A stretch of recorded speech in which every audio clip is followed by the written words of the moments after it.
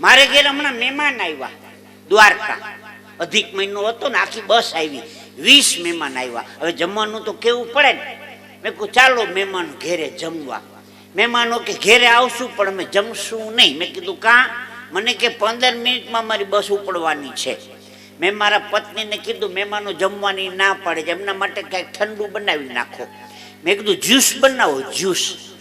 15 મિનિટમાં જ્યુસ કેવી રીતે બને?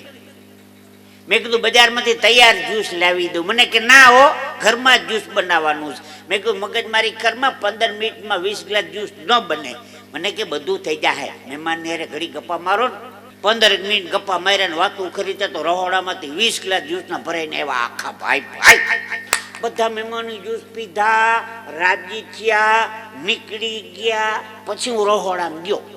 મેં કીધું 15 મિનિટમાં 20 ગ્લાસ જ્યુસ કેવી રીતે બને? કે મને વોશિંગ મશીનમાં લે.